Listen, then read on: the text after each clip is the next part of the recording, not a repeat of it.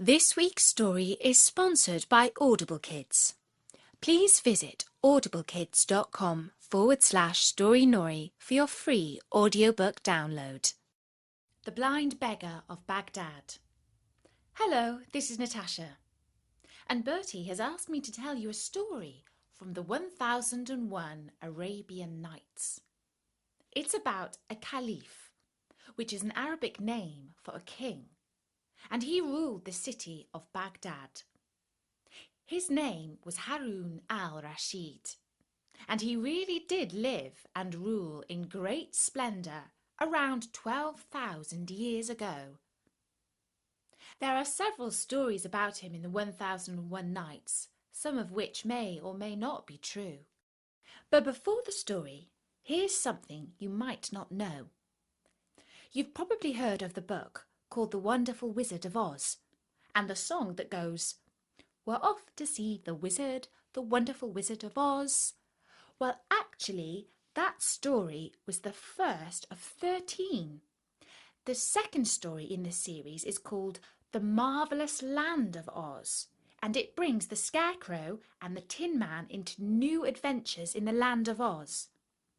If you would like to listen to this story, you can download the audio and buy it from our sponsor, Audible Kids. Just go to audiblekids.com/storynori or follow the link from Story Nori's sidebar. Now, where was I? Yes, the story. The Caliph Harun al-Rashid sat in his palace, wondering if there was anything left in the world that could possibly give him a few hours of amusement, when Ja'far, the Grand Vizier, his old and tried friend, suddenly appeared before him. Bowing low, he waited, as was his duty, till his master spoke. But Harun al-Rashid merely turned his head and looked at him and sank back into his former weary posture. Now Ja'far had something of importance to say to the Caliph, and had no intention of being put off by mere silence. So with another low bow in front of the throne, he began to speak. "Commander of the faithful," said he, "may I remind your Highness of your plan to observe how justice is done and order is kept throughout the city. For this is the day you have set apart to devote to this aim. Perhaps in fulfilling this duty, you may find some distraction from the melancholy to which, as I see to my sorrow, you are prey." "You are right," returned the Caliph. "I had forgotten all about it. Go and change your coat, and I will change mine." A few moments later they both re-entered the hall, disguised as foreign merchants, and passed through a secret door out into the open country. Here they turned towards the Euphrates, and crossing the river in a small boat, walked through that part of the town which lay along the further bank, without seeing anything to call for their interference. Much pleased with the peace and order of the city, the Caliph and his vizier made their way to a bridge which led straight back to the palace, and had already crossed it when they were stopped by an old blind man who begged for alms. The Caliph gave him a piece of money and was passing on, but the blind man seized his hand and held him fast. "Charitable person," he said, "whoever you may be, grant me yet another prayer. Strike me, I beg you, one blow. I have deserved it richly, and even a more severe penalty." The Caliph, much surprised at this request, replied gently, "My good man, that which you ask is impossible. Of what use would my alms be if I treated you so ill?" and as he spoke he began to lose the grasp of the blind beggar. "My lord," answered the man, "pardon my boldness and persistence. Take back your money or give me the blow which I crave, and if you knew all, you would feel that the punishment is not a tenth part of what I deserve." Moved by these words, and perhaps still more by the fact that he had other business to attend to, the Caliph yielded and struck him lightly on the shoulder. Then he continued his road, followed by the blessing of the blind man. When they were out of earshot, he said to the vizier, "There must be something very odd to make that man act so. I should like to find out what is the reason. Go back to him, tell him who I am, and order him to come without fail to the palace tomorrow after the hour of evening prayer." The next day, after evening prayer, the Caliph entered the hall and was followed by the vizier, bringing with him the blind man of whom we have spoken. They bowed themselves low before the throne, and then the Caliph made them rise and asked the blind man his name. "Baba Abdallah, your highness," said he. "Baba Abdallah," returned the Caliph, "your way of asking alms yesterday seemed to me so strange that I almost commanded you then and there to cease from causing such a public scandal.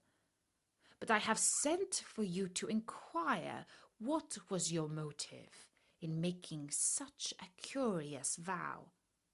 When I know the reason, I shall be able to judge whether you can be permitted to continue to practice it, for I cannot help thinking that it sets a very bad example to others. Tell me, therefore, the whole truth, and conceal nothing." "I was born, Commander of the Faithful, in Baghdad, and was left an orphan while I was a very young man, for my parents died within a few days of each other. I had inherited from them a small fortune, which I worked hard night and day to increase, till at last I found myself the owner of 8 camels. These I hired out to travelling merchants, whom I frequently accompanied on their various journeys, and always returned with large profits. One day I was coming back from Balsora, whither I had taken a supply of goods intended for India, and halted at noon in a lonely place, which promised rich pasture for my camels.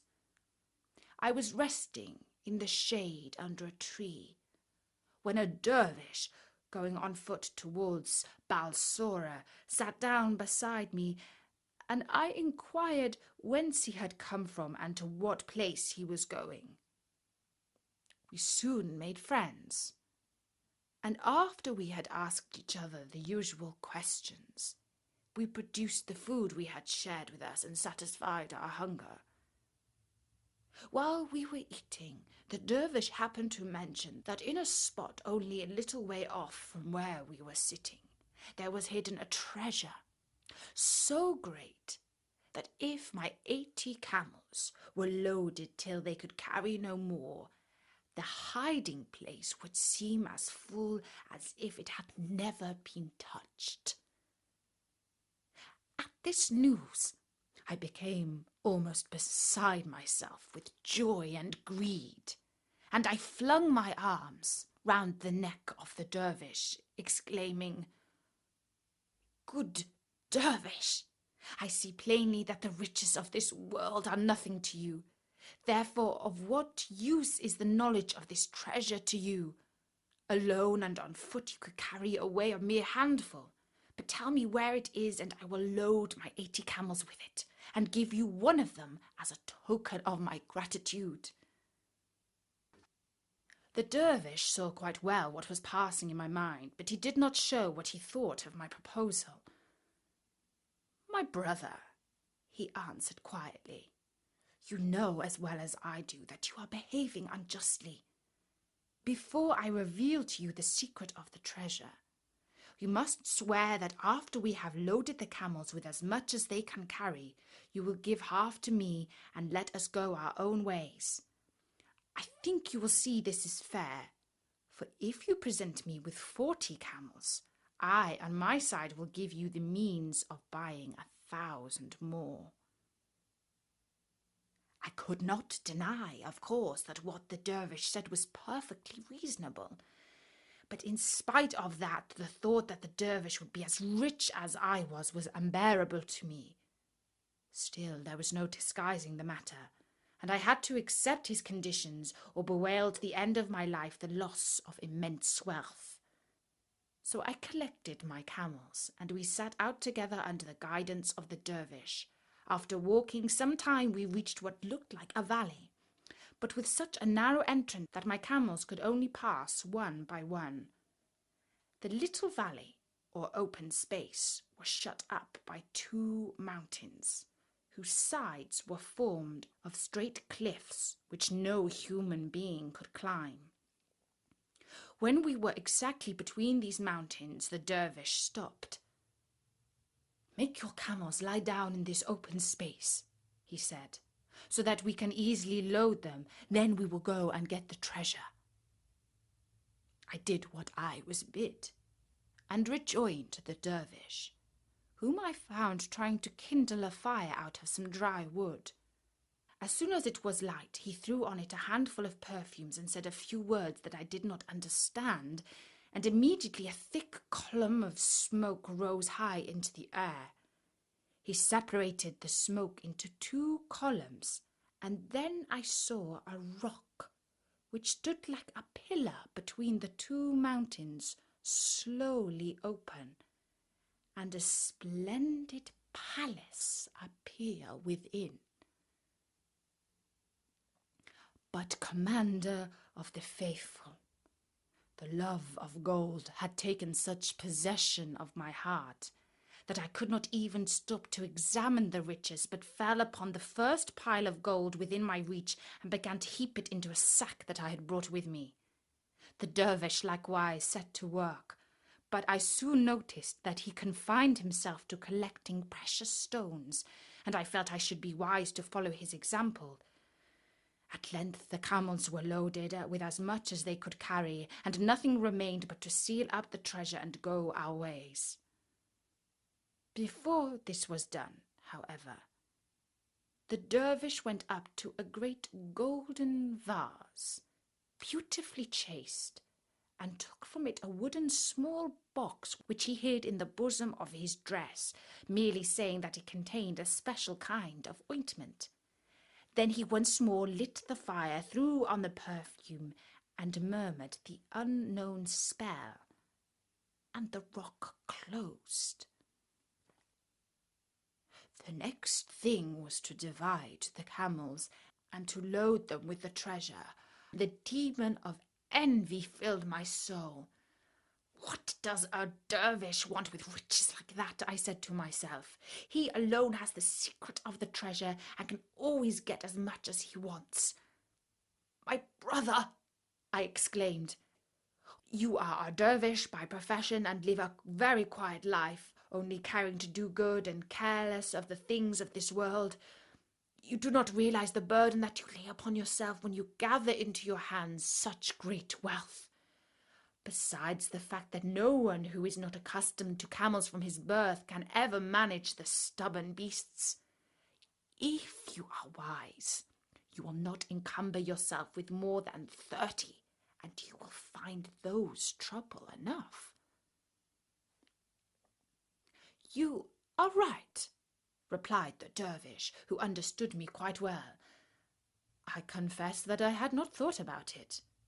Choose any 10 you like, and drive them before you." I selected 10 of the best camels. I had got what I wanted. But I had found the dervish so easy to deal with that I rather regretted I had not asked for 10 more. I looked back.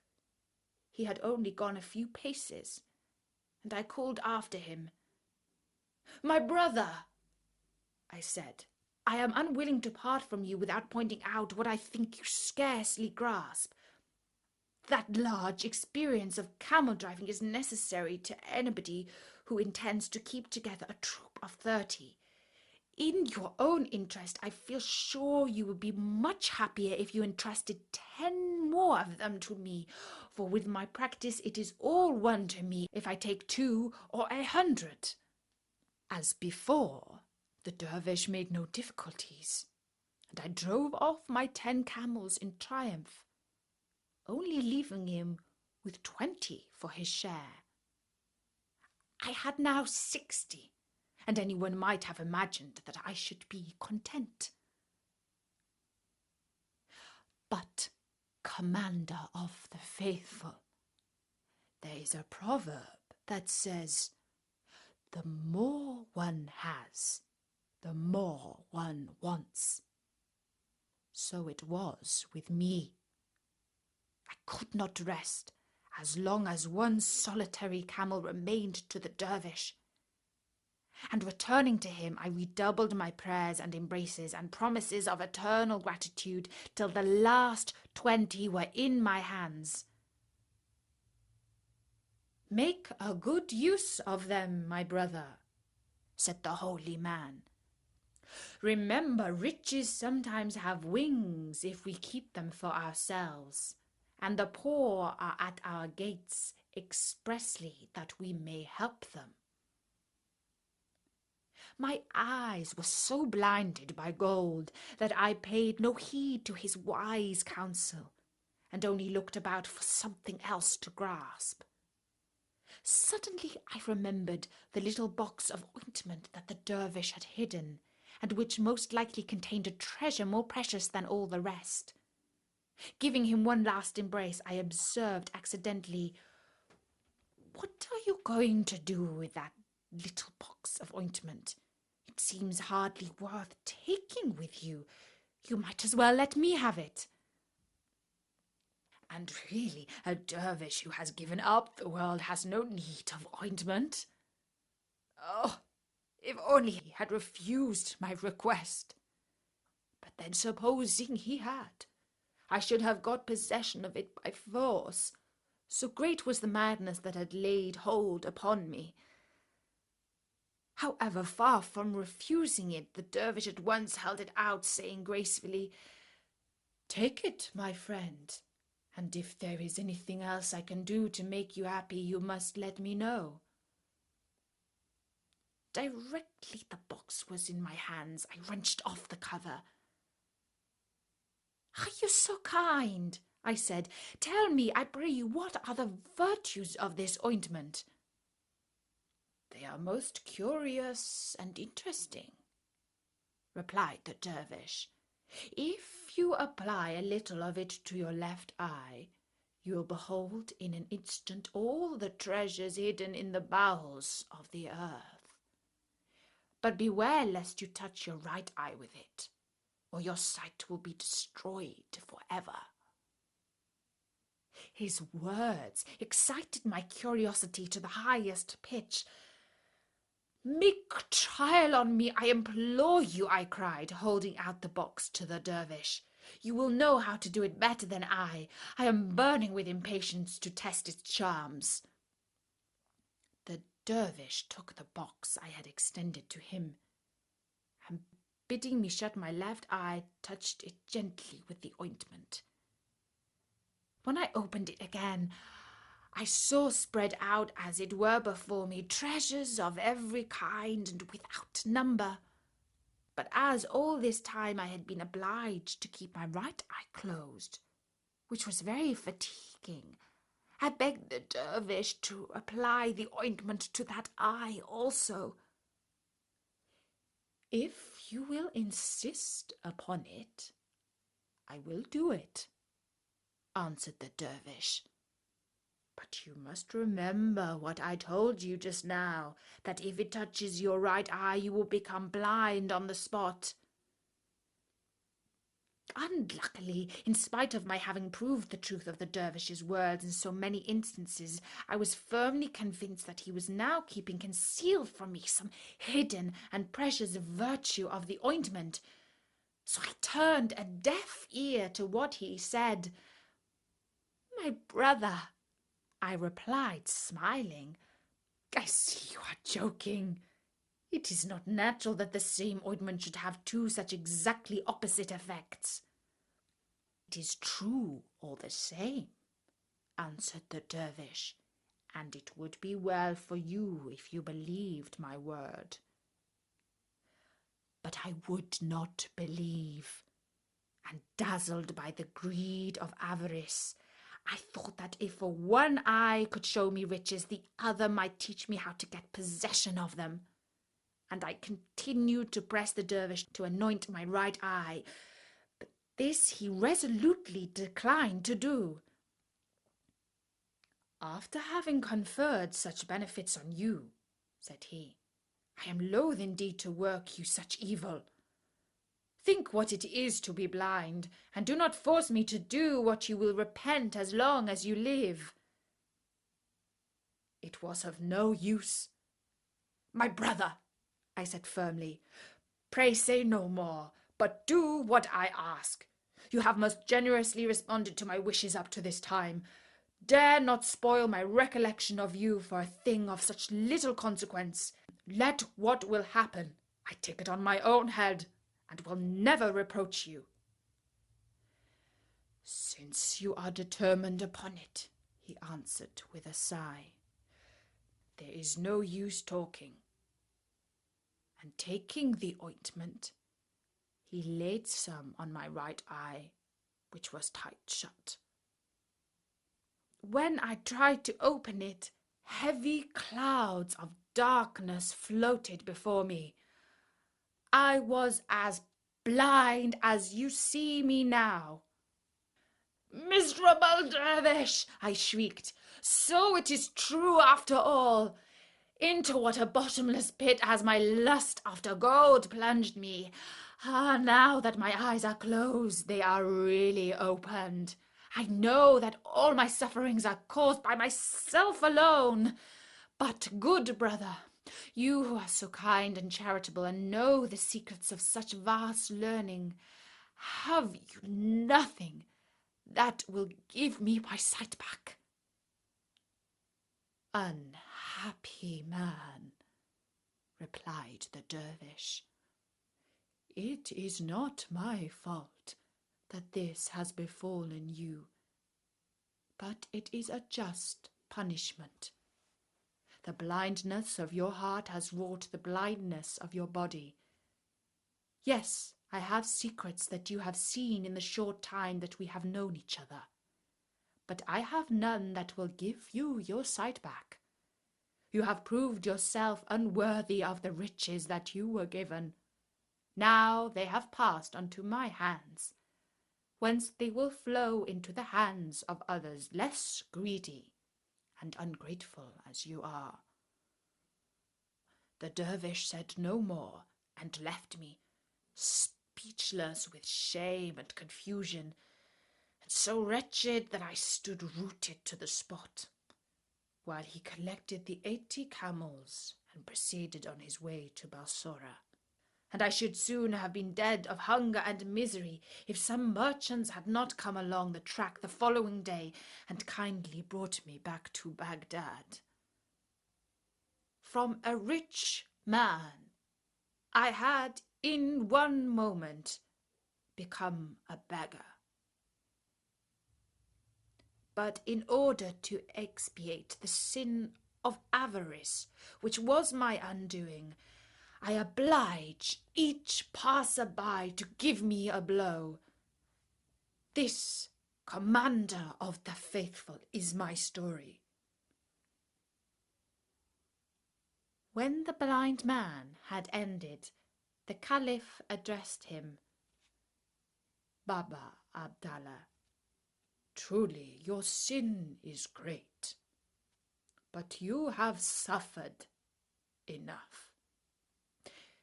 Henceforth repent in private, For I will see that enough money is given you day by day for all your wants." At these words, Baba Abdallah flung himself at the Caliph's feet and prayed that honour and happiness might be his portion forever. And that was the story of the blind beggar of Baghdad. I do hope you enjoyed it. And there are loads more stories from around the world at storynori.com. So drop by soon and listen to some. For now, from me, Natasha, bye-bye!